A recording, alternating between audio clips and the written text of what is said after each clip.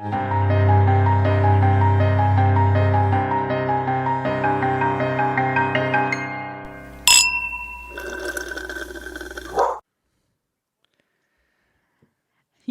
okay? Yeah, I'm having such a wild 48 hours in my brain. I don't know what's going on, but I just feel so off. Oh, well, Mercury is retrograde right now, and I think that's part of the problem, at least for me. Well, you just said that it, and I was like, oh, that might be it. But like, yeah, yesterday every single thing was like wrong in my head. Like every single thing I got confused by, even if I had information about it, and I just like would like.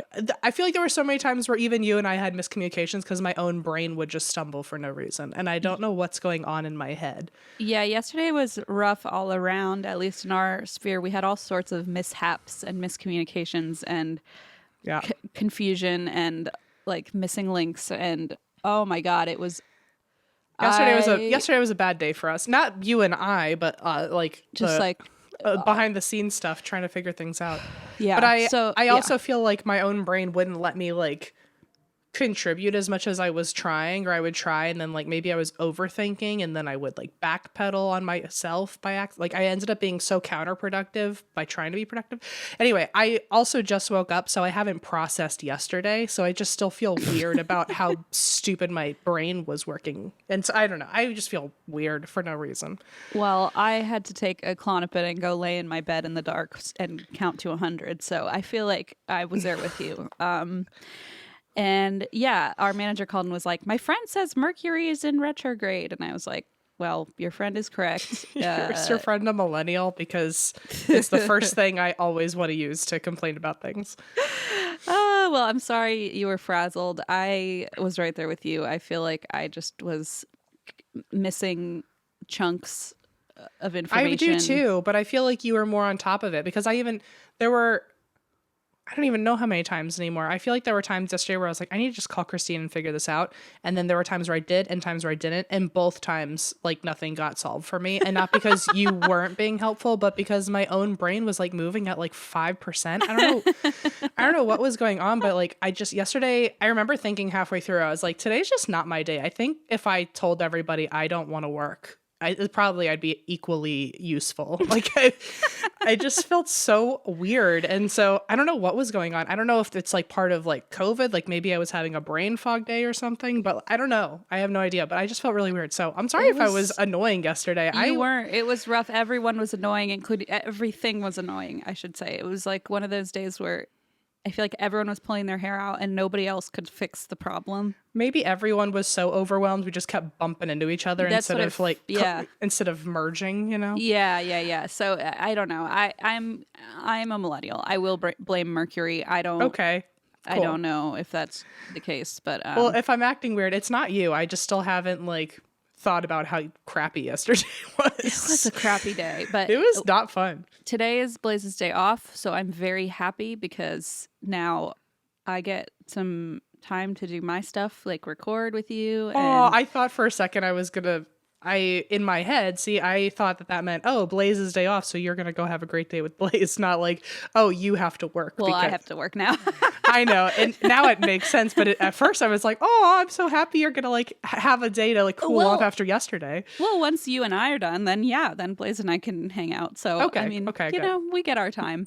As parents, have your interests or things you do together changed? Like, oh, great question. Okay, this is what I keep telling people who are either expecting or are like thinking about having a baby, is that I maybe it's just my anxiety and my mind and the way I perceive the world, but I feel like there's a lot of fear mongering about like becoming a parent, and it, you know, people kind of turn it into this like, I mean, it's obviously a huge deal, don't get me wrong, and it's obviously like life changing, but I feel like people make it seem as though like you're bound to just lose yourself and ruin your marriage and it's going to be so difficult. And I mean, again, maybe it's being a child of divorce. I don't know what it is, but I had this total all-consuming fear that like I was not going to ever be able to do the things I used to do, that like Blaze's my relationship would be super strained. And I feel like for me, at least, none of that has been true. Like it's been good. difficult because obviously raising a human is difficult. But I feel like we do just as much, if not more, now than we did before. Like we just take her with us. So like to, I don't know, outings and anything that we used to do, like just out and about, we take her with us now. So it's like fun. And I don't know that our interests have changed. I think it's more that just like we have kind of a shared, like, I was trying to tell Allison this when she visited, and I kept saying the word project, and that sounds so bad, but like, I mean, raising a person, I'm right? pretty like cynical about any family building. So I could, you could tell me that. That's exactly how I went into this, like very cynical. And it's like, yeah, I went into it with like worst expectations as far as like, oh my God, this is going to be just like the constant uphill battle. But I feel like it's actually, a lot of it is just really fun and like exciting. And like, I don't know, Blaze and I are different because we have a kid now, but like we get to kind of do that together for the first time. So I just think it's been really fun. And, you know, tomorrow, like there's a big flea market in downtown Cincinnati. We're going to go there and like, I don't know, have a beer and shop around and explore. So How actively different is your alone time together? Is it just that there is none before nap time? No, that's the other thing. Now that the baby goes to bed at like 7 or 8 and like sleeps through the night, we just have the whole evening. We make dinner, we watch movies, we like hang out. Huh.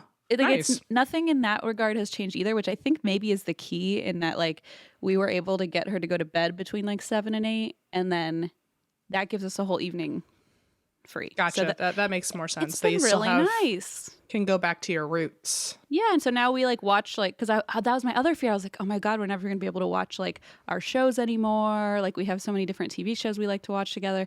But like now she just goes to bed at 7 and we have our little baby monitor and we watch like Ozark and it's, you know, life is good.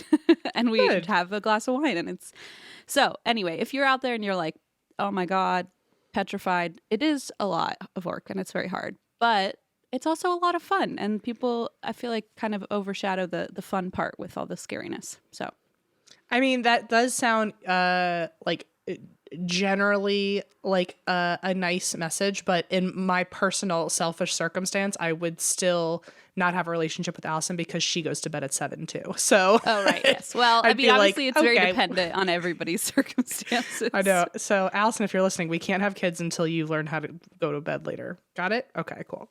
Okay, great. Well, that's how that'll work. While we're being selfish, can I make like a selfish little shout out that has nothing to do with our podcast? Sure. Is it a shout out to your child or something? What? No, she has everything to do with our podcast. We're already grooming her to be the next star to take my place so I don't have to work anymore. No, okay. This is just I think I've already mentioned this once, so I'll be brief. But Alexander and I are doing 2 live shows in Ohio, Cincinnati, and Columbus, June 8th and 9th. And we haven't sold out. And my brother said if we sell out, I can buy the American Girl doll that matches what I look like. Well, I have a request, even though I'm not involved at all in Beach Too Sandy, but you have to dress like the American Girl doll to manifest it, and I have to see the outfit.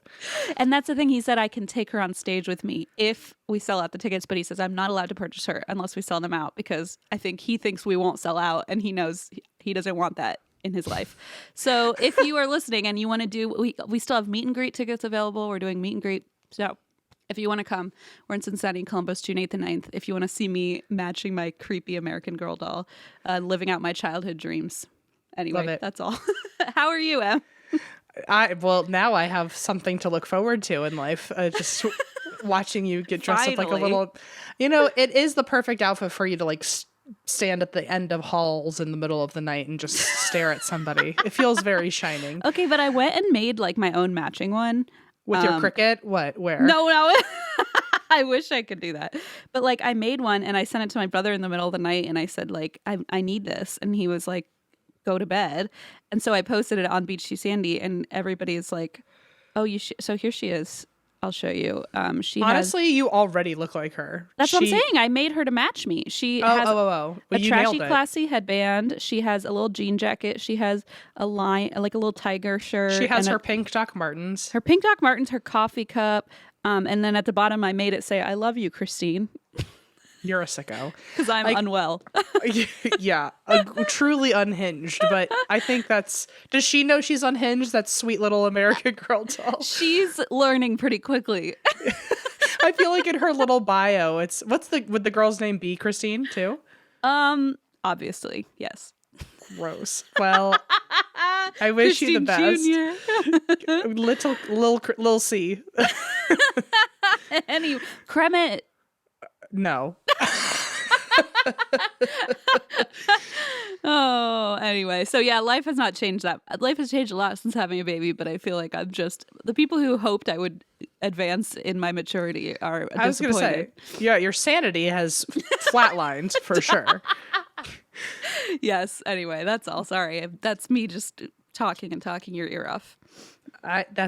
We literally have a podcast because I loved it so much when you would do that 5 years ago. I still haven't changed for some reason, even though you've given me many reasons to. I try to push you away. Yeah. I like the chase. I feel like I need to save you. So, Thank okay. you. It hasn't worked yet, but maybe someday. That's part of the adventure with you, Christine. We'll never find our happy place. We'll always be chasing each other. It's the journey, you know. That's it, it's the journey and the mystere and the whimsy. Yeah. Okay, here's a haunted place for you, Christine. Great. This is the Wyoming Frontier Prison. Woo! I like it already. I also like it, but I feel like at some point there's going to be a note that I remember telling myself I need to look that up, and I didn't. So we're going to figure out how quickly that bullet comes up. I'll Google it. Oh, okay. Hey, great. So the Wyoming Frontier Prison, we never cover Wyoming. No. It is sadly one of those states I think the world often forgets is a state. Hi, Wyoming. We love you and we see you. We see you today. The W's are often forgotten, I think. Mm-hmm. I can't think of a W that is immediately screamed about. Milwaukee? Wisconsin. How many are there? West Virginia, Wisconsin, Wyoming? Don't do this to me as if I'm supposed to fucking know. Okay. Well, hey. Well, okay. Washington. Oh, see, that one is the most popular, and that's the one I forgot. Okay, whatever. I forgot. This is a fun game that we're playing, though. Yeah, everyone in Wisconsin, West Virginia are like, fuck you. Okay. I do think, by the way, of all the states, I think Wyoming is spelled the coolest. Like, visually, I enjoy Wyoming the most. Like, who would have expected a W and a Y back to back? Not I. And together, they literally spell out the sound of Y. Ooh. I feel like they go well together because they make sense together when you pronounce them. That's beautiful, Em. Thank you. Okay. So this prison is also known as the Old Pen, apparently. Mm-hmm. Some sources were just calling it Old Pen the whole time, and then I freaked out that I was covering two locations by accident. But they are the same place. Okay. This is in Rawlins, Wyoming. And this story starts in 1888 to 1890 because different sources had different years. I think it was 1888 that Wyoming officially becomes a state and they needed to build a state penitentiary. I like how that's like first on the docket. They're like, okay, well, obviously bad people are going to be here, so let's fix that. Parks and Rec's sound that they use on TikTok, like, you go to jail. Right to jail. You go to Wyoming's jail. A state, jail. The internet tells me Wyoming was founded in 1890. I don't know if you need that information or not. So that's why I put 1888 to 1890, because 1890 is when Wyoming became a state, but 2 years before is when the jail started getting built, which was before Wyoming became a state. Priorities. So I don't know if they just had a feeling Wyoming was going to totally become a state, and they were like, let's get this started now. Right to jail. Right to the construction of jail. Okay, so Wyoming becomes a state, and somehow 2 years before they break ground on a jail, before Wyoming's even here. That part I don't totally understand. But the government was allotted $75,000 to build this prison, which at the time, in today's world, is $2.4 million. Woo! I always forget how expensive jails are because I feel like they give off such an appearance of being barren. Right. That in my mind, I'm like, oh, so you just poured some concrete and that's as far as we got. But like, yeah, I'm aware there's like programs and things like that. You got to feed them. Got to feed them. So since the prison, I guess there was originally, before there was even an official state of Wyoming, there was a prison in Laramie, which was called, this was what I was going to look up. In Laramie, there was a prison called the Wyoming Territorial Prison. And I didn't know if I've covered that or not, but I forgot to check our episode list. Okay, I'm looking right now. Let's see if I got it. I've covered something with the word territorial in it. I think that was Yuma, though. That was Yuma. Damn. Okay. You covered Yuma, so you have not covered this one. Okay. Well, and you covered Yuma in an episode called Spicy Highways and the New Brazilian Evangelical Gay Church of Murderers. What? The way Eva picks the titles is out of control. That was before Eva, I think. Was it? Maybe, I don't know. Was that all you? Might have. I don't know. That was right when Eva, I think, was starting. So it could have been very much either of us. It could have been a collab. One of us effort. said it, probably you. So I think I say things and then the two of you are like, aha, title idea. Okay. Okay. We're all perfectly the melting pot of unhinged, I think, when it comes to title making. Okay, so the prison in Laramie, which was known as the Wyoming Territorial Prison, it was doing a decent enough job as a prison that I think, even though they had started breaking ground on building this new prison, just people hadn't started moving to Wyoming yet, and so there wasn't a huge high priority for this prison to get finished quickly. So even though they agreed to a budget of like basically $2.4 million, it took 13 years to finish because of so many delays and dragging their feet. Oh, okay. Fun fact, it was designed by the same architects who were responsible for Alcatraz, and I feel like I say that about a lot of prisons. Yeah, maybe they had like a what do you call it? This thing. A corporation that was a really good idea. They knew how to design a prison or two or three. Yeah, they had a strong hold on prison making. I don't know the right word that I'm trying to think of, but yeah, they had like the patent, I guess. I guess so. I do feel like for as many haunted prisons as I talk about, they at least are on the map for haunted prison designs. Yeah. They are. I keep trying to say it, and it's not happening. So you just keep going. Okay, a chokehold. Chokehold is maybe that's a very aggressive one. That could be. That's okay. We'll get there in like I'll 3 yell years. it in about 25 minutes. Yeah. It's like the time we yelled. What was this? Like episode 1 or something?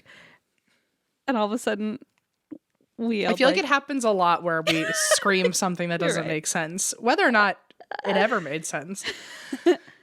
So in 1901, the construction was finally done. So that's why I'm saying it started in 1988, because it was said everywhere. It took 13 years to finish. 13 years to finish. 1988. Sorry, 1888. Okay. And so it took 13 years to finish. That was all over all these different sources, which means that 1901 is the official year that the construction was finally done. Mm-hmm. And inmates from Wyoming Territorial Prison and Laramie were gradually transferred over to the Wyoming Frontier Prison. Okay. I don't know why they didn't just turn the original prison into a stronger, better one, and just save money. And I mean, they already had a penitentiary. Right. Weird. I don't know. Okay. I don't know how jail planners work. So it started out with one cell block called Block A. And it was 104 cells, which were very small. There was no electricity. There was no running water. There was no heat. And there was no hot water until 1978. Oh, gosh. But they had 13 years to plan this out and couldn't fit any of that in there with their $2 million budget. Was there, but they probably didn't have much of that back in the 1800s, right? I mean, I'm sure they had it, but it was probably not a priority for prisoners. Yeah, I don't know if maybe it wasn't a common thing, but either way, that fucking sucks. Then why do you have $2 million? Once again, I'm with you. I'm like, if you're not putting in pipes, what are you doing with $2 million? I feel like if the point was for this to be the state penitentiary, like the jail that everyone's talking about. Why wouldn't you want it to like at least have a little heat, you know? You'd Like think so. in Wyoming, It's cold up there.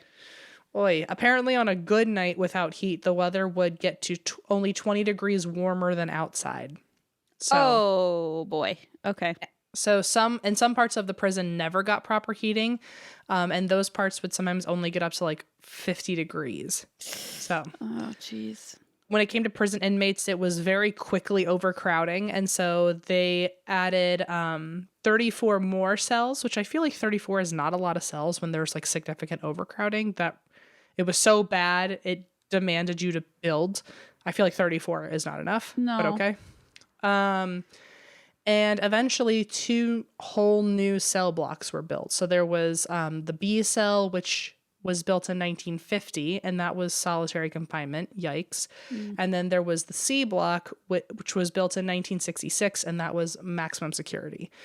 I think there might have also been a woman's unit, but and I say maybe because in the first few years, 11 women were incarcerated there, but multiple different sources said, oh, well, one of the worst planning parts of this was that they had no woman's unit and the women lived amongst the men. Ew. Which, yikes. And within like 8 years, Calciprees, they were all transferred to a different prison, probably because the situation was so terrible for them. Yeah, I imagine.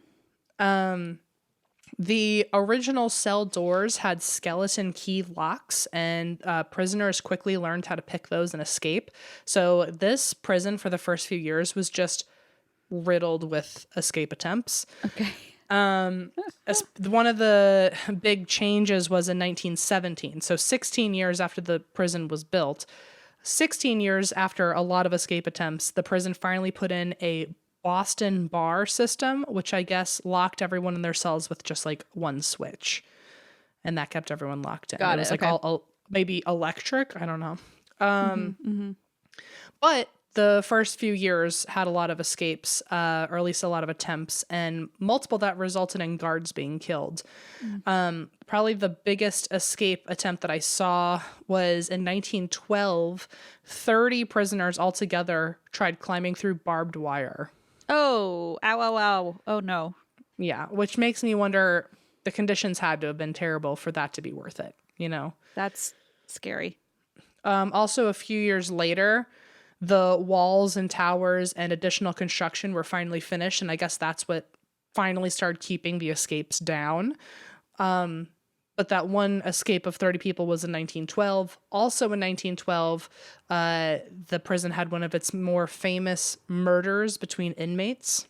Okay. So there was a woman that lived nearby the jail called Esther Higgins, and she was known as the Pie Lady because she would bring inmates pies every week, and the inmates loved her because I am assuming with conditions that I've already described, they probably also didn't have great food. I mean, I don't have to be in jail. I could be living my life eating smoked salmon every day. You bring me a pie, I'll still love you.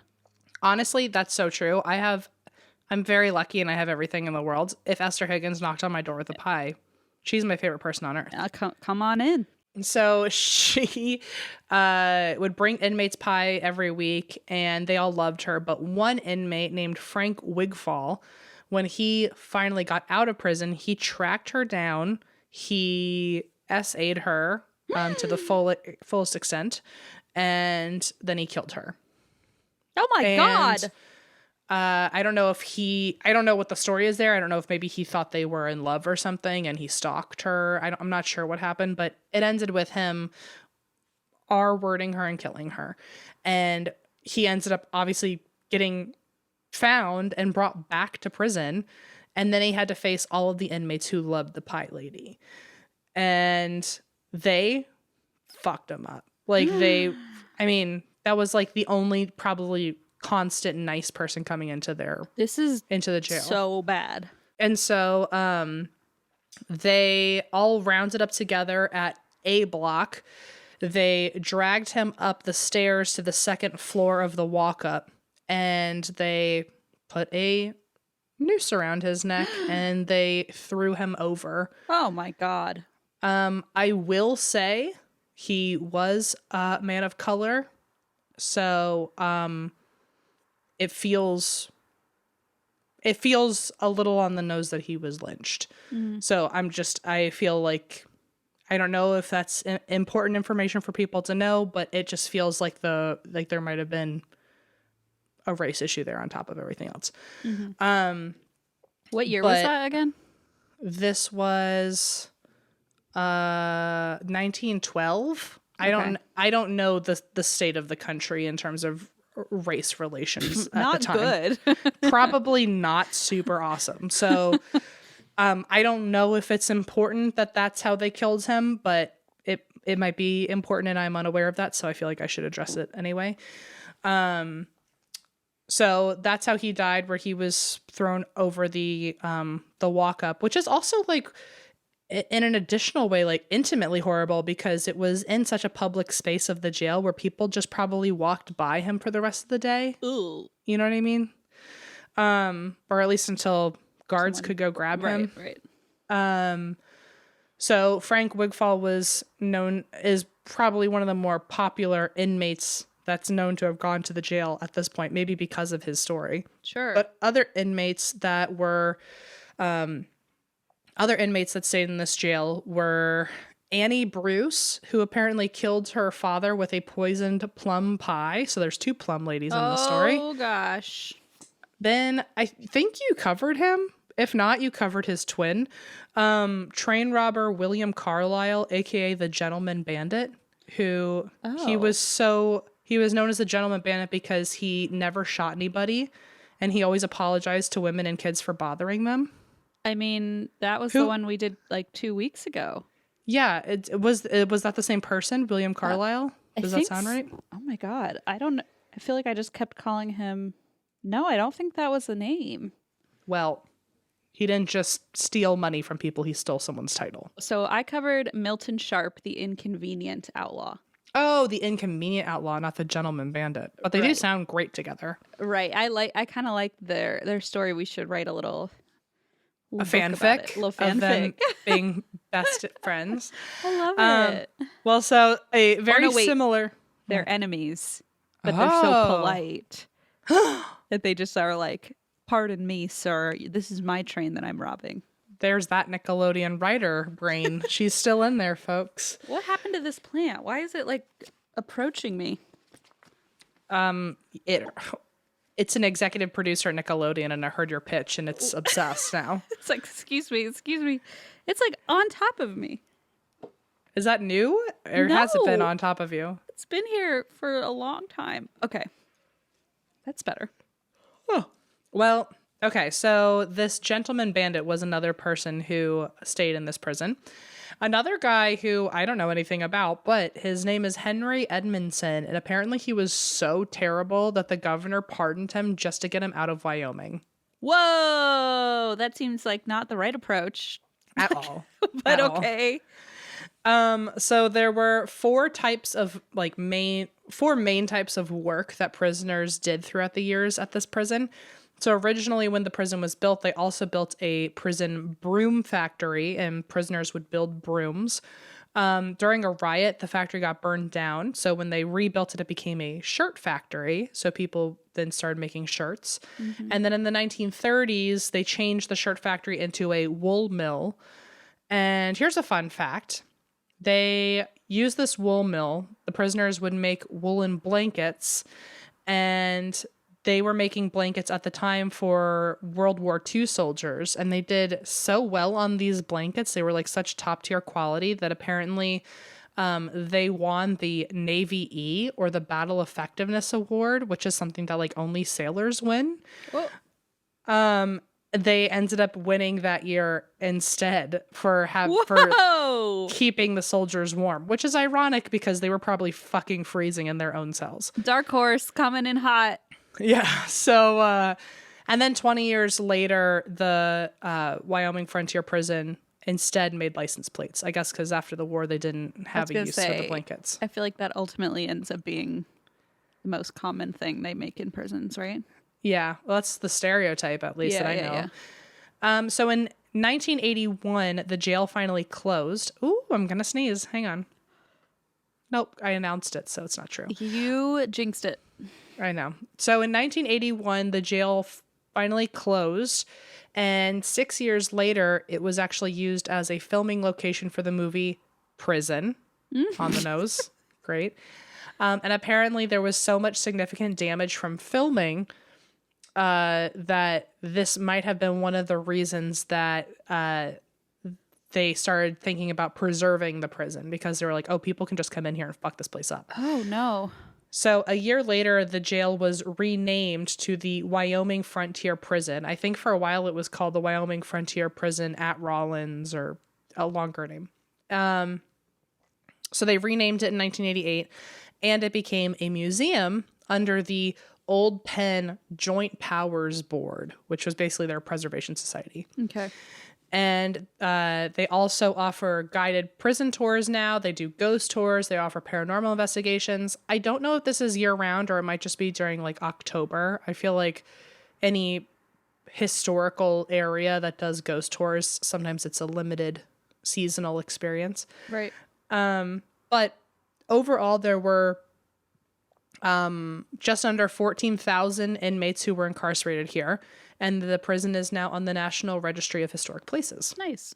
As for the deaths, which I feel like I'm about to like enter into my stupid body. Oh my God, you're falling apart. I really feel like I'm like hanging on by like some really loose screws. As for the deaths, I mentioned earlier that several guards were killed on the property. I think one of them also died by suicide, and several inmates died here. Around 200 are said to have died here from either disease, dying by suicide, from inmate violence, and of course, executions. Oof. So as for the violence, I just wanted to give you one example of how wild the violence was here. You already gave me one. Do I need another? Yeah. Okay. Because this one really threw me. Apparently, there was one inmate who took another inmate's skin and turned it into a pair of shoes. No, thank you. And then he won the Naval E Award for Right. Battle effectiveness. Yeah. Yikes, that's fucking scary. That's like some Ed Gein shit. Uh-huh. Yeah. So I don't know if he wore them or if he just made it for fun. It doesn't matter. He still made someone into shoes. Horrifying. And then, so that's just to let you know that like this penitentiary was originally built and continued to be for the worst of the worst, at least in one of the cell blocks. I think cell block C ended up being max security because up until 1966, everyone was just together. And I think even the guards were like, we didn't think this through, that like there are some people here who don't need to be next to maximum security prisoners. I see. In 1906, which by the way, this prison was built in 1901. So very quickly, to house some of the more difficult inmates, aka the more violent inmates, the dungeon house was built. Great. And here, there's only one source I could find that had this, but apparently in the dungeon house, there was a sensory deprivation room. No. It was total pitch blackness, and you were not allowed to lie down ever. No. Also, in the dungeon, there was the punishment pole. Oh my God. Where people would be handcuffed to it and whipped with rubber hoses. Oh my God. In 1912, wow, 1912 has been mentioned a lot. The big year for this prison. This is when the executions began, especially once the prison finished building its death house. Oh my God. Which was 6 death row cells. I think maybe at first, and then maybe it grew. I'm not sure. But there were 6 death row cells in what is called Death House. And originally, the executions held here were public, and they were via hanging. But then very quickly, they moved to a different execution. So in 1912, the executions began. Only 4 years later, they went from doing public hangings to having private executions in the now built execution chamber. Oh, yay. 9 men were hanged, but the first 2 of them were not just hanged normally, whatever that means. They were hanged on Julian gallows. Do you know what Julian gallows are? No, and I'd prefer not to find out. So apparently this was a Wyoming creation. Oh, good for you. It's you did it, WY. So it's not used anymore. I think very quickly they were like, this is inhumane. This is an inhumane way to murder someone, I guess. Yeah. Well, you said it. So I think at first they thought it was more humane for the executioner, and also it was for the executioner because it took away the guilt of them having to kill a person. So it was also cost efficient because you didn't have to pay an executioner. What is it? So the Julian gallows, it essentially had the prisoners kill themselves. Oh, God. If I'm not explaining it right, I do have a video of it. Absolutely. No, not like of someone actually dying, but like it's like in a museum now. But if I'm not explaining it right, I can show you the video of like how it worked because I do a demonstration with it. But so you're standing on a platform with a noose around your neck, and the platform, next to the platform is a bucket filled with water that's slowly emptying out. No. Which makes the empty bucket, as it's getting empty, it's rising. And when it rises, it knocks this lever. And the lever is what opens a trap door that you're standing on. So then the victim falls through. Is this some mousetrap shit? Yeah, it felt like mousetrap. Like there was like a Rube Goldberg situation. This is horrific. Oh, so I see what you're saying. So there is no set executioner. Yeah. It's boy. It's like you're just standing on a platform that happens to be a trapdoor, and only when the water bucket empties is when the trapdoor will open. So no one else has to physically move the trapdoor, but someone has to physically fill the bucket with water to I was empty. thinking that. I was like, I has to hang it there and say, okay, I put a hole in it. Like, But here's the thing. The Julian gallows wouldn't always drop quickly enough, and so it was very easy for the trapdoor to just slowly move, so you're not having a quick snap of the neck. You're strangling yourself. Heinous. And that was I think the first two. This story was all dependent on the sources because some sources said it was all Julian gallows. Some just said it was the first two, and then the next 7 of the 9 were like a normal hanging, whatever that means. I don't know how many people were stuck with the Julian gallows, but it was at least 2. Too many. And only 4 of the 9 apparently died from their neck quickly being snapped, which means 5 of them had to die by strangulation. Okay. Which means they were certainly suffering. And hangings were the standard execution there until 1936. And then instead, they were like, that's too inhumane. Let's build a gas chamber. I knew it was next. I knew it. And I saw, again, on one source that this was like the country's first gas chamber.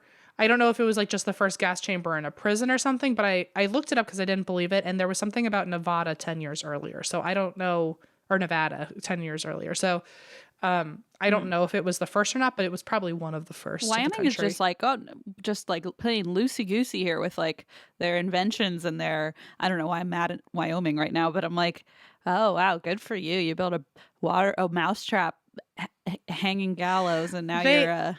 They had nothing going on. They were a brand new state. They were like, I guess we can make whatever fucking rules we want. I guess we have $2 million to spend. Yeah, and then it'll still take us 13 years, and we'll forget heating. So, oops. So the standard execution was hangings until 1936, and then from 1936 until 1965, which means my mother was in preschool when they finally said the gas chamber's too much. Oof. And only, shockingly, in 30 years, only 5 men died by gas chamber. Which, like, I know it's still 5 lives, but I'm amazed it wasn't a bigger number. Well, and just from a logistical standpoint, like, you built this whole contraption. Yeah, for 5 moments. It's just strange. It's like, why are you making this so complicated? I mean, anyway, yeah, I see what you're saying. It is kind of weird. Idea, how about we just don't kill anyone? I feel like that's a little much. $0. You're taking it a little too far. $0. You could have saved it all. Okay. So one of the 5 who died by gas chamber, he was the last one, and I think also the youngest one to die by gas chamber. His name was Andrew Pixley, and apparently you should cover him. He was apparently, well, I don't know if you should because children are involved, but he was known to be one of, if not the worst, killer in Wyoming. Oh, okay. Well, I just bookmarked the page, or his like Wikipedia, so I'll do some digging later. I will say his victims were 2 children. Okay. And also super creepy. He, in his cell, carved pictures of them into the walls of his cell. No. And he would call them his guardian angels. No. He was not right. He also took the longest to die of any inmate. And I guess one of the tour guides of the jail even said apparently there's a saying in, morbid fucked up world where the more evil you are, or it takes evil longer to die. Ooh. And so I guess because he was the worst killer, the tour guides are not surprised that it took him the longest to die in the gas chamber. So it took him 7 minutes in the gas chamber to die, which is twice as long as anybody else. And he laughed the whole time. Ah! Ew. So, allegedly. That was from one source, but that was a pretty spooky source. It's creepy enough. Yeah. Yuck. So that's the deaths and that we know of. But I mean, think of how many people. There was a guard who was killed and then thrown down the stairs. I mean, there was a lot of violence in this prison. It lasted from 1981 or from 18. It was an 80-year-old prison. So just imagine how much violence was done there. As for the ghosts, the hotspots include the shower and the death row area, obviously. In the shower, people hear crying. They see wet footprints that have walked out of the shower. Mm-mm. I hate that. I don't know how detailed I want to get into this. So I'm going to, for your sake, I'm just going to say people see a black cat wandering the prison. Who he was murdered here. Okay. And so they see him near the cells, and they also see him especially near the gas chamber. So in the chamber, people hear footsteps, they hear laughing. Apparently people have also heard young girls crying, and that's thought to be Andrew Pixley's victims. Oh, jeez. I don't know if this was Andrew Pixley's cell, but in one of the cells, I guess they light candles during the ghost tour for certain cells. And in his, the candle will turn itself off and relight itself. Ew. And it will also sometimes burn brighter than everyone else's, or it will fade more than others, or it will stay straight while the rest of them flicker. People also catch orbs and apparitions on their cameras, including a full-bodied spirit in the chapel who is just standing there, and you can very clearly see its legs. They also hear voices talking to each other in the cells. People have thought a full conversation was happening in some cells, and people have gotten EVPs such as "help me" and "give me a cigarette." Help me, give me a cigarette. Yeah, please, God. Same person. It was same sentence, yeah. People feel something dark and threatening in a lot of the cells, especially near death row. They will also feel anxiety and chest pressure when they go into death row. Tour guides say that they feel like when they're telling stories to a tour group, they feel like they shouldn't be telling the stories, like someone's watching them. That's kind of freaky. I hate that, where they feel like they should shut up. That's weird. Ugh. They also say that things walk by in the corner of their eye, including the apparition of a man in a brimmed hat hanging near the gallows. He is seen through reflections. Wait, hanging or like hanging out? I think hanging out. Oh, I thought you meant like hanging, like... Well, speaking of hanging, there have been a few people who say that they have witnessed the residual haunting of the scene of Frank Wigfall being hanged by inmates in the second walkway, the guy who killed the pie lady. Yeah. And people say that they have just watched the whole scene happen of, oh my God, spirits hanging another spirit with a rope. Holy shit. There is an episode of Ghost Adventures on here. Hey. And this was actually not one of their super duper best episodes. I'm never a fan of when they go to multiple locations in one episode. So they only covered this prison and showed like maybe 10 minutes of footage. Do you feel like that? I mean, just because I was going to say you've watched more of the show than I have, but that might not be true because when I was making my pregnancy announcement video, I watched probably 60 episodes in a row. But do you feel like the when they do that, like multiple places, do you think that's because they don't get enough content, or do you think Probably. they have to plan this in advance though, right? Like, I think maybe. I mean, honestly, I would just assume they just didn't. I mean, I think it's like not visually as fun, but I wouldn't like particularly blame the Ghost Adventures crew for moments like that. I think the producers find out about another haunted location nearby and maybe try to kill two birds, one stone with their budget. Oh, okay. Like while they're, I see. Yeah. Yeah. I think makes maybe, sense. I mean, if I were a producer and I was trying to think of how to be smart with my money, maybe I would think, best case scenario, we get such good footage at both places, we get 2 episodes by accident for the price of 1. So, and then maybe neither of them like really worked out, so they just clump them together in 1 episode. I don't totally know. Huh. Interesting. Okay. But yeah, I don't, maybe they just didn't get a lot of stuff. I don't know. But they did get one thing, and that's Zach Bagans saying this quote. Oh God. About every 30 seconds, someone rips a fart. That's what you get when you have 4 guys sitting in an RV in a stakeout. All you hear is crunch, crunch, crunch, fart, fart, fart. But I didn't fart. Why? And then we start with a real winner, which is it's always one of my favorite shots when Zach Bagans is wearing sunglasses inside. Oh God, help me. And because there wasn't a lot of info or a lot of footage from this location, it actually worked out well for me because instead of having to watch a 45-minute episode, I got to watch like a 20-minute episode. That's true. But the tour, basically one of the tour guides he talked to said that he has seen a full black apparition of a man in the hallway, and the tour guide thought that this man had broken in, so he shouted, "Hey!" And apparently the shadow looked at him like he clearly got his attention. Ew. And when the tour guide was going after him, saying, "You can't be in here," he vanished. And interestingly, Zach then interviews another tour guide who had the exact same experience without ever having met the other tour guide. Oh, that's weird. Also, this is where I love to judge Zach, but then also, since we're talking about producers, I feel like a producer made him do this.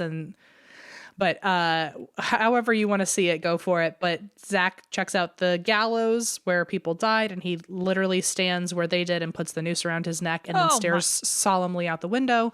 Oh, what? He stares out the window. He stares out the window and he thinks about how this was the last thing they saw while he has the noose around their neck. And so, again, I don't know if that was his call or if this was a producer who is not aware of how tasteless that is. And I mean, I'll be honest, made a creative call. Eva would never do this, but as our producer, if she said, "Can you stand here and put a noose around your neck and look solemnly out the window?" I would say, "No, thank you." So even if a producer's like, "Do this," like, especially in the TV world, because he's an executive producer of his own show. Yeah, he can determine what he does like or doesn't the do. star of it. I feel like no one can really make you do that. But whatever. I guess I know. I don't know whose call it was, but it wasn't got a great ran one. with. It got ran with. And then they hear a male voice in the stairwell. They see balls of light. Something grabs Nick's head. Aaron uses the spirit box, and when he asks, "Should I be nervous?" the spirit box says, "Yup." and then this part was super spooky to me. So Billy hears and sees someone walking around the cell block. He's like convinced he just saw someone walking past him, even though he's completely alone in the prison. And he follows it to the stairwell, which is a stairwell that someone died on. And right after Billy says, "I swear I saw someone go in there," you can see from the view of a camera, of the camera pointing at the stairwell, picks itself up and gently puts itself on the floor. Huh? Which was super weird because he was Ew. in a super haunted space. He had just saw someone walk by, and then when he says it out loud, "I swear I just saw someone go in here," in that moment, then the camera in that haunted spot lifts itself up off the tripod and puts itself on the floor. And was like, "No one can see me now." It's like, you saw nothing, actually. You saw nothing. And in case anyone cares, this is season 7, episode 12. unless you're watching it on Discovery, where it is season 8, episode 12, and it's the 33-minute mark. So anyway, that's the Wyoming Frontier Prison. Good job, Em. Thank you. You've been doing some stuff lately. I'm That's nice of you to say. I just really like the hauntings, you know? They just really I know. They get me good. I've been trying to do more hauntings, but I got to be honest, I've been doing a few hauntings in a row now, I think, so I might find myself a little alien story soon. Do a little alien. Alien's always good too. I'm getting a fix. I need a fix for my alien stories. I'm not going to complain. All right, so I have a story for you today. This one's kind of creepy. It's the murder of Lucille Johnson, aka the Legos murder. What in the world? Well, I will tell you, anytime I've stepped on a Lego, it felt like I was dying. Goodbye, cruel world. So if that's the whole story where Lucille stepped on a Lego and that was it, that's a great, quick story. It had ups and downs. We can all relate. Yep. There is that stage of parenting I have not reached yet. I've done that definitely as a child and it fucking sucks, but I have not reached the stage of parenting where there are Legos kind of scattered about and I am risking my foot's life every day. So once I get there, I may take back what I said earlier in this episode about how easy breezy, fun, awesome this whole parenting thing is. I feel like the second Leona hits Lego stage, I will be wearing shoes inside your house everywhere, just in case. It's not a bad idea, I'll be honest. Okay, so the episode that I watched on this was on Investigation Discovery. You can watch it on Discovery Plus, and it's called Scene of the Crime with Tony Harris. And I love Tony Harris. He is this like very suave. This very suave, like journalist, and he just has like investigative journalist. And he has this way of like asking questions without seeming like smarmy. I don't know. I just love him. And so he just like delves into this. He goes and sees the evidence. He goes and talks to the people, sees the scene of the crime. Like he's just very fun to watch. So I definitely recommend that episode. I also listened to a podcast called This Is the Place. This is also some information from KSL.com in the Arizona Republic. But the story itself takes place in Salt Lake City, or more specifically, a suburb of Salt Lake called Holiday. Oh. And this is about Lucille Johnson. She was 78 years old. She was a caring, loving mother. She's also a grandmother, living in Holiday, Utah. And when her husband died, she lived alone, but was extremely independent. So despite being 78, she like gardened every day. She even helped the elderly neighbors in her neighborhood. So she would like go help even older people. I know, she's very sweet. Bring them flowers, bring them food, like just help around the neighborhood. She was just one of those people where everyone described her as just like the gentlest, most giving person. And she was very independent despite being 78. She lived alone. And her kids weren't really worried about her because she was so independent. Her daughter, Shirley, talked to her on the phone every day. Every day after work, Shirley called her and chatted with her. And then on February 1st, 1991, Shirley had spoken to her mom as usual, and her mom was telling her about her day, said she had gone to the senior center to get help with her car, and that they'd help her. They had helped her take her car in to get repaired at the auto repair shop, and then she had gotten a ride home. So that was what she had done that day. Shirley was on her way home from work and decided, you know what, I'm going to pick up some pizzas. I'm going to pick up a pizza for my family, and I'm going to pick up a pizza for my mom and drop it off at her house. But weirdly, as she's on her way to her mom's, she's about to turn down her mom's street, and she just suddenly has this thought. And the thought is, you know, it's getting late. Just go home, be with your kids, and go see mom in the morning. Oh. And so she's like, it just kind of overtook me that I had like second thoughts about going there. So she just wanted to be home, be with her family. So she skipped stopping at her mom's. Very weird. Went home and pretty much had dinner and passed out. And the next morning, the first thing she did was get up and go to see her mom. Unfortunately, she finds her mother laying on the floor of her house with a pillow over her face. And there is blood everywhere. Like everywhere. Oh my God. Really horrific. So her immediate thought, because, I mean, understandably, your brain would be trying to figure out what's going on without really knowing how to fill in the blanks. So her immediate thought was, oh, she must have injured herself and been bleeding profusely and was trying to use a pillow to stop the bleeding on her way to the bathroom. Like, Oh, that was her okay. first thought.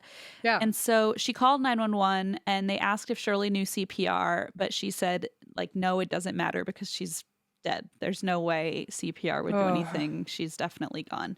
And ooh, I still get goose cam when reading this part. Ooh, it gives me the creeps. So they asked her to describe the scene. She described the blood. She described the pillow on her mom's face, still not really totally getting what was going on. And the dispatch quietly and calmly said, ma'am, are you sure you're alone in the house? Forget it. Oh, I have goose cam just for like the millionth time hearing that. It creeps me the fuck out. And hearing her tell that on the episode is like so chilling because you can tell she's still just so gripped with fear about that moment. So she said that was a moment she knew her mother had been murdered, and she had been trying to piece this together as an accident, and she knew at that moment that her mother had been murdered. So she was interviewed, like I said, in the ID episode, and she said that the phrase, "Are you alone in the house?" has haunted her for years, and to this day she can't be alone in her house. She just needs somebody to be there, understandably. Yeah. So Lieutenant Manny Lassig was the first officer on the scene, and in the episode he described finding Lucille's body at the end of the hall, just as Shirley had described. The pillow was still over her face. She had been savagely beaten. There was a lot of trauma to her head and chest. There was blood pooled under her head, blood spatter throughout the hallway to indicate my that there had been a God. struggle. Like, it was extremely violent. The pillow of her face was also soaked with blood, and her head had been struck multiple times. And they found a man's footprint on her chest as if someone had stomped on her. Oh my God. It's really brutal. And that kick or stomp or whatever it was had broken 8 of her ribs. Holy shit. Yeah. So, okay, this is like significantly personal. This is aggressive and brutal. And there were some items missing from the house. There was a designer purse, some rings, and so they figured robbery was a potential motive. The storm door had been left open and was unlocked, and discoverers also noticed that a set of Legos had been scattered all over the floor as if they had been played with. Oh, Isn't that creepy? okay. Yeah, that's super creepy. It's like someone with a kid came to kill her Creepy, right? Yeah. and like kept the kid busy. Well, Play with these Legos. yeah. You may be onto something. Anyway. Uh-huh. But other valuables like an expensive necklace and wallet, like her wallet was still there. So they were kind of confused about this. And according to Shirley, the daughter, if Lucille was in the house, that storm door was always locked. Like, there was no way it would have been left unlocked. So it's definitely someone she knew. Exactly. So there And it was no, also extra personal because they didn't try to steal any of her shit. They just wanted to kill her. well, they stole some of her shit, but not. I thought you said her wallet was still there and everything. Yeah, but so a designer purse was missing, and some rings were missing, so some jewelry and a designer purse, but her wallet was still there. So and an expensive necklace. So they didn't do a very thorough robbery, I guess, is maybe the better way to put it. Sure. So yeah, like you said, it must be someone she knew because she would have, or at least trusted enough to open the door for them. Yeah. So Lucille's injuries, like you said, also suggested this was a personal attack because, again, she's 78. It doesn't take much to subdue a 78-year-old woman, and yet she had multiple skull fractures, 8 broken ribs, and was attacked over and over again. I mean, this was clearly overkill, and it looked as though the motive could have been either anger or revenge. They really weren't sure. So Lucille's family held a really beautiful funeral service for her. Many people came to pay their respects and help comfort her family. Her son, who was interviewed in the episode, who's now his mother's age, in his 70s, said that he still listens to the recording of that funeral because it was just so beautiful to hear people talk about his mom. And so that was a really sweet moment. But the whole time during this funeral, Shirley is looking around like, could somebody here have been the one to do this? Because this was such a personal attack. And so as much as the funeral was touching, it was also like she was on edge because she thought maybe somebody here knows something or was involved. That being said, one of the first people they zeroed in on was a relative, and he was a nephew of Lucille's. So Lucille and her nephew had a shared interest in genealogy.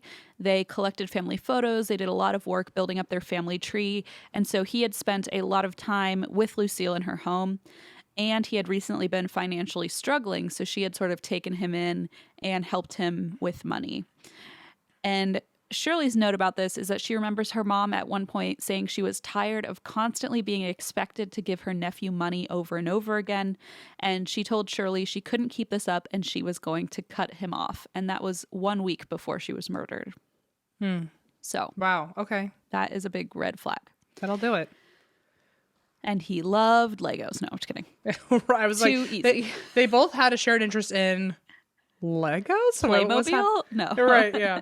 What was your German one that you got me was it Playmobil? Playmobil, yeah. Was Duplo also German? Duplo is German. I think that's the Playmobil like for littler kids. Like that's like the or Lego for little kids. It's like the big blocks. Yeah. We had Gotcha. Duplo and Playmobil and Lego. I think I had a combo of all three when I was little. We did too.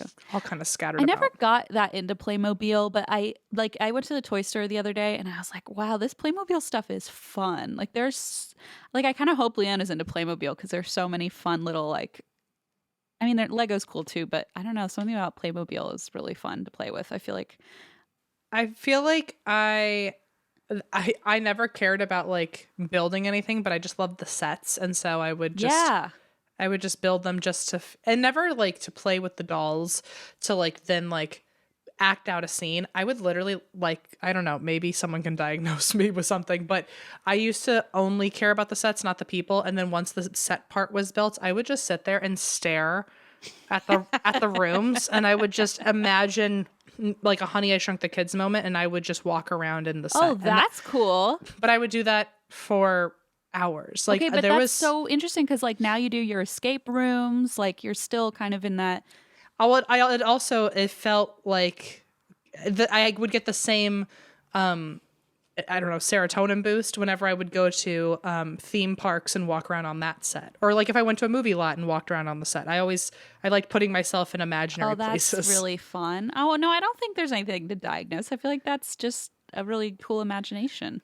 Well, thank you, but also like my parents definitely thought it was weird that I had no interest in building with these things or playing with the things with faces. I didn't play with those either. I never cared about the people. I always wanted to like design the inside of the house and stuff. Yeah, it was very like Sims before its time, I guess. Of right. Like take the one background they gave you and that's it. Honestly, I never had to even like set it up. If you just like gave me the fold out part and I just held it, I wouldn't even need the blocks and I would just stare at it for hours. I don't know if it's being an only child and that was how I entertained myself. Maybe. Just look at a fake park forever. I like it. I mean, anyway, listen, there's worse things to do in your free time as a child. I guess so. Anyway, sorry. TV. I'm just going to stare at this box for 3 hours. I had a blast. Okay. It sounds like you did. I can tell. Oh boy. So anyway, this nephew is like the first suspect here, or at least a person of interest, because he's been benefiting financially from his aunt, and she cut him off, and then she was murdered. So not a good look for him. What's more is the nephew called Shirley, Lucille's daughter, who found her body. The nephew called Shirley right after Lucille's death and said, quote, "Shirley, I'm not calling to say I'm sorry. I have my own feelings to deal with. But there are things in that house that belong to me, and I want to be there when you clean it out." So not a great look, once again. Yeah, that's not cute. So at this point, they're like, holy shit, we think one of our relatives did this. Could it be? Is it possible? She even said at the funeral she tried to give him a hug and he was like a brick wall, like he wouldn't react or respond to her. So she was just very weirded out by this whole thing. He did have an alibi that he was at home, but like that couldn't be verified by anybody. And he had a financial motive. But so they tried to figure out how to prove this. And what they did was they tested the shoe print that was like on her chest and matched it to the nephew's shoes and foot size, and it was not a match. Oh, I didn't see that coming. Dun, okay. Dun, dun. So basically now they're back to square one because that was the only lead they had, and they had no suspects, and the case basically went cold for 22 years. 22 years. Oh my God. Wow. I know. I thought you were going to say like 22 minutes, and then someone had an ephany. 22 minutes. Yeah, 22 no. years. Jesus. So what year is it now when So something happens? it's now 2013. Whoa. Yeah, a big jump in time here. The case got renewed interest. Thanks to federal funding, Utah's cold cases were now being revisited with modern forensics. And nowadays, very small amounts of DNA can be used to identify an individual. When this murder occurred back in the day, in what year did I say it was? 91. DNA was just a very new concept as far Yeah. as like solving crimes. So they were able to go back and reopen the case and revisit it. And thankfully, they still had biologic samples from the scene of the murder. Oh. And they, thank God, had been preserved properly, because there's nothing more infuriating to me when you're watching like this show and they're like, we can finally solve it. And it's like, oops, we lost all the blood. Or like, Yep. oops, we Yep. accidentally threw the t-shirt in the trash and accidentally bled all over it ourselves. Uh-oh, I sneezed on it. Oopsies. Exactly. It's like so infuriating. Or like, oh, they just lost it. And it's like, what do you mean they lost it? What do you mean?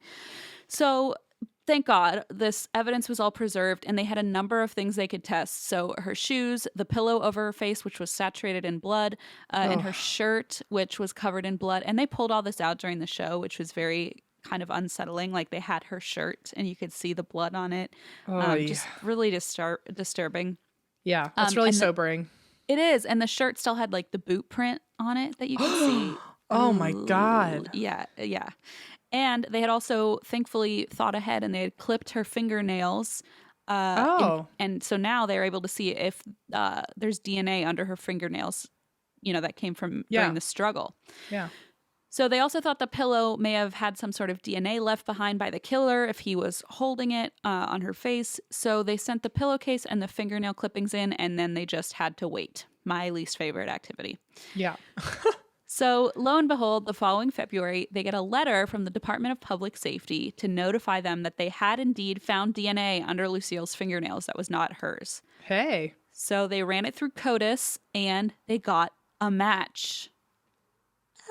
And it was a family member. The DNA belonged to not a family member, but to an Arizona resident named John Edward Sansing, who was currently sitting on death row for the murder of a different woman named Trudy Calabrese in 1998. What? Okay, how'd they know each other? Okay, let me tell you. So let me first tell you what happened to Trudy, the murder that he was on death row for. So February 24th of 1998, John Sansing had requested a food box from the local church to help feed his family. So 41-year-old Trudy Calabrese took a box of food over to his home. When she delivered the food, she turned to leave, and he grabbed her from behind. She was bound and assaulted, and then he stabbed her repeatedly in the abdomen with a knife.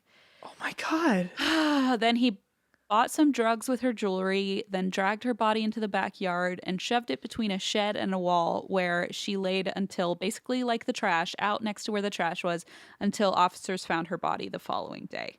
So, oh my God. Just so senselessly brutal and horrific, but it gets worse because, disturbingly, John's wife, Kara, knew this was going on as it happened. And not only was she home, but their young children were home too during this whole event. Wait, what? His wife knew that he was killing people? Yes, his wife knew that he was killing this woman. She was in on it. And not only was she home during this whole event watching it happen, but the kids were home as well. Oh my God. In fact, Sansing's 9-year-old daughter told officers her daddy killed the church lady who came to their home to bring them free food. Wow. Like, it also, so I see a connection between those two women, that they were both just very kind and helpful. Yes, precisely. Like being taken advantage of. And when asked by police whether the woman said anything, this is disturbing, the girl nodded and replied, she said, "God, just help me." Oh my God. Yeah. It's so fucked up. It makes me so mad that some people have kids. It's like so twisted. Wow. So the kids told police they had heard their parents planning to rob the church lady the day before. So like, oh shit. So this was fully all thought premeditated. Yeah. And the wife was fully like part of this plan. So John Sansing went to death row for that murder, and his wife Kara went to prison for life for her role in the murder. So now investigators had to figure out how his DNA basically got under Lucille's fingernails. Yeah. Oh, also, before we jump onto it, I also want to say, like, there's probably a large chance he's killed other people. If like there's no Don't way you think? there's no way we happen to perfectly catch him on both of them. Isn't that I had the same thought because the first one happened in 91, the second in 98, and it's like Yeah, I think he did something in between those other in 7 years. between. And for it to be so brutal, I feel like it required practice, which I hate to say, but like I feel like you don't just start by kicking someone's ribs in one time and breaking 8 of them. You know? Then just no hesitation, nothing. Just like, Yeah. oh, it's fine. This is just what we do here. Which, I mean, it's possible. But yeah, I would agree Yeah. that I would bet there's more to the story. So police spoke with Sansing's wife, Kara, the one who had gone to prison for life. And she told them that he had worked at a car dealership in Salt Lake City near Lucille's home back in the early 90s. So remember how I said Lucille had gone to take her car in for repairs the day that she was killed. So okay. that's probably where the connection was. So it gets weirder. Investigators still had one piece of evidence they hadn't fully understood until now, which was the Legos. Mm-hmm. So they had sent these Legos in for fingerprint analysis, and the analysis had come back showing a small child's fingerprints. Aha. Could it have been one of those 2 kids who witnessed the On the other murder Legos. too? The fingerprints clinched the case because they were the fingerprints of John Sansing's 5-year-old son. Aha. Well, that'll do it. So you called it earlier when you said someone came with their kids. And I couldn't be surprised by that information when you just told me about a second murder he caused while his children watched. Were there, right. Which now makes me wonder, like, how many murders did it take for you to do in front of your kids before they got used to this? Or Before are they they just were so like, unaware? oh, it's fine. Yeah. Yeah. So it's just tragic. Investigators finally figured out how John Sansing had gotten into the house. He had used his 5-year-old son as bait. So he had brought him to Lucille's door, gaining her trust so she would let them inside. And then, as John Sansing brutally murdered Lucille, he kept his 5-year-old son busy in the other room playing with Legos. And think about it, like, that was a struggle. That was a loud, violent struggle. Yeah, And the this kid kid's- definitely heard. Yeah, it's not like he has no idea what's going on in the other room. And Or also, if there's that much blood in that room, yep. Daddy was covered in blood, for blood. sure. Yeah, you're totally right. And the he- kid was like, whatever. And then he took the weapon with him, too. So it's like, this kid saw a lot. A lot. So after a 23-year investigation, John Sansing finally pleaded guilty to murdering Lucille. And although he was already on death row, he received an additional life sentence for Lucille's murder. And, you know, Tony, my friend on Investigation Discovery, yeah. He interviewed him in prison and actually got some more details about the story. So I'm going to tell you kind of what was asked and what this John Sansing shared. Yeah. So he confirmed that morning she had brought her car in for service and he worked at the car dealership and had given her a ride home. This woman is 78 years old. It's like so disturbing to me. But he gave her a ride home? Yeah, because she took her car in to be repaired. So then he now back knows her off. address and all this. Precisely. Uh-huh. Trying to be a good Samaritan or pretending to be a good Samaritan. Oh, right. He said it seemed like she may have had money or jewelry by just looking at her house, and so he pinned her as a target for robbery. He told her he had his young kids in town and would love for her to meet them. And she was so excited to be able to, like, meet his little kids, and he seemed sweet. So he brought them to her house. She let them in with the hopes of getting to know the little kids. And apparently he had not just brought his 5-year-old son, he'd also brought his wife and his daughter. So everybody is over there at this house. So the wife is also involved in 2 murders then. Okay. Wow. I don't know why I keep being surprised. I know, okay. me too. But it's like, this is a family affair, unfortunately.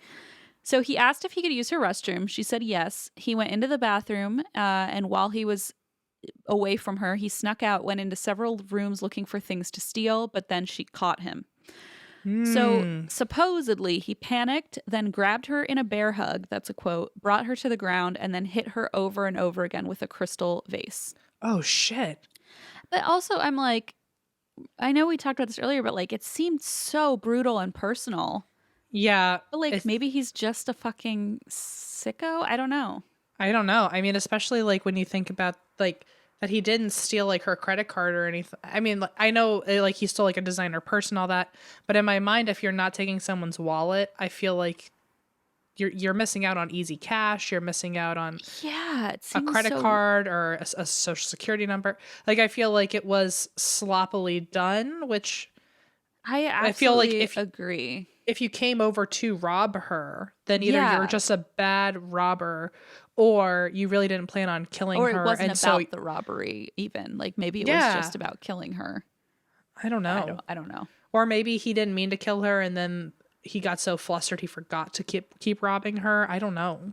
Yeah, maybe the killing like threw him off, but also like why was it so brutal? Like he kept smashing the vase in her head. He broke her Yeah, he ribs. must have Like snapped. I don't know. it's so weird. It's like Oh, what the hell? Why is it so brutal if he barely even knew this woman? oh my God, this poor woman. I know it's really, really disturbing. So when Tony brought up the fact that John's kids were in the other room, because like, hello, okay, it's not like normal. Like Yeah. it's like the guy gets so taken aback that this is even being brought up. He gets extremely defensive, and this is what he says, quote, "You're trying to make me say that just because I'm a criminal, they're a criminal. But that ain't true. They're in prison for what they've done, not what I've done to them or what our past is like. It's what they chose to do that got them in trouble." Oh, what now? And indeed, the little boy that had witnessed both murders and potentially more, who left his fingerprints on the Legos at Lucille's house, grew up to have an extensive criminal record himself. And this is just so tragic to me. It's like such a cycle of abuse and neglect and trauma. Yeah, I was gonna say, like, it's horrible. I'm not trying to say like it wasn't a criminal's fault for being a criminal, but fucking hello, like You just see the cycle of it. It's like yeah, fucking sad. And for the dad to be like, that had nothing to do with me. It's like, are you kidding? nothing. You made him think that murder's fucking normal. What That are you it's like talking just about? a way to get by. It's so Wow. sick to me, and it just makes me ill. And like the amount of trauma in this situation, I can't even begin to grasp. So according to the dad, it had absolutely nothing to do with his upbringing. This is just happens to be the path his son has chosen for himself. Super fucked up. So this is kind of the last note here. Lucille's son, John, who is, like I said, is now close to his mom's age when she passed away, says he believes closure is forgiveness, and he has forgiven John Sansing for murdering his mother. His sister Shirley, the one who found their mother's body, says she doesn't think she'll ever feel safe alone at night again, but she no longer carries feelings of anger and believes her mother's positive family legacy is the most important thing she's left behind. And that's the story of the Salt Lake City Legos murder. Wow. I wonder what happened with the nephew that they like all blamed for the murder. I know, like he probably was like, "Fuck you guys, I'm out of here." No wonder he like wouldn't hug her back. He's like, I know you told the police. I might have something to do with Yeah. this. Oh my God. Oh gosh. Woof. I don't know what to Woof. tell you, man. That's a doozy. Isn't one's that a doozy. bizarre? I mean, the fact that Interesting. you were like, oh, it sounds like someone brought their kids to the murder. Like sometimes it really is just the most clear cut thing. Like, The oh, a kid was obvious playing answer. with Legos in the other room. It's exactly what happened. It's always a weirdly perfect setup to me when it's just a random fucking person. And like I don't mean perfect in a good way. It's just like it really throws a wrench in any investigation because it's like you assume something that brutal had to be personal, that it Right. totally like helps the killer get away because it's like I made it look so which like in my Absolutely. mind, like I like it freaks me out that there could be a killer out there where that's their MO of like making it look personal so you have no idea how random it is. How like, random it is. And like, oh, she went to get her car fixed, but like that's all the information we had. And it's like, thank God for DNA evidence, because if they hadn't properly preserved that or the fingerprint, he would have gone away. he would have just never, or at least with this crime, they would never have figured out who did it. It's disturbing. So I mean, I'm glad at least there's that element of like down the road things can get solved, even if right now they seem like unsolvable. Oy. Wow. It also really freaks me out that like I'm nearly convinced for nothing but speculation that he has killed before. Honestly, I had not thought about that until you said it during the episode, and like I can't get that thought out of my head because again, it's like total speculation. And but like, what are the odds that this man He was killing brutally too murdered, well. He was attacking too well, unless maybe he had his own background of like Yeah, who seeing knows? violence, and so maybe he was just good at violence. I don't know, but it seems like you don't just walk into a But situation the other and just part is that fucking murder him. but the second one, he got caught like that day, like the next day. Like it wasn't like he did a good job. Like he got caught immediately. It almost makes you feel like the first one was an accidental murder and he didn't have to think it through as much. Oh, But then like interesting. when all of a sudden he had to think out a murder, he was bad at planning. I don't know. Like, Right. Well, and it also mentioned, I don't know what their drug history was, but it did mention that he bought drugs with her jewelry. So who knows if drugs played a part. oh yeah. So it's so hard to say, but either way, really fucked Ugh. up. Oh my God. Well, I got nothing. The end. Wow. I didn't think calling it the Lego killer or whatever is interesting because it feels like now in hindsight it's such a small piece to it. The I feel like Legos murder. I may have just kind of. I mean, it is called that like on the episode, but I feel like, but that is the part that clinched the case. Like, Yeah, the that's true. fingerprint is the part that kind of, and it also makes it so much more fucked up because it proved that his kid was at her house. Yeah. Oy. I wonder if Lego felt like they had to put out a statement about that. I really doubt it. I don't really think doubt they it would too, ever but- want to draw attention to this. That's true, but can you imagine being like the creator of Lego and hearing the story and then just going like, ugh, like that's not good. That sucks. It's terrible, but I mean, at least their product holds a fingerprint well. For Hey, you know what? 22 years. That's a ringing endorsement for Lego, I guess. That I it should be their definitely, PR person. definitely collects DNA, which is also why I think a lot of children get sick a lot because they're just playing with I was Legos gonna and say, grimy germs. That's pretty gnarly to say, oh, our toy collects DNA. Yikes. Forensically, it's an excellent thing. Forensically, it's great news Yeah, for all medically, wash them. of us. Yikes. Use some Purell. Oy, well, I don't know, man. That was a brutal one. It's a doozy. That one got me good. How do we end this? What are you up to for the rest of the day? Well, you're gonna go play with Blaze. I'm going to go hang out with Blaze. We'll probably go to the dog park and, just enjoy his version of a Saturday. And I guess, we still also have to do our little aftermath discussion. Yeah. The aftermath. I'm still trying to come up with a name for it on Patreon. the bonus you didn't want, but definitely get. And did not ask for. Yeah. Did not ask for. Well, if you are a Patreon member, hop on over and check out our extra bonus content that we will be recording after this. We'll see you there if you're not sick of us yet. And That's why we drink.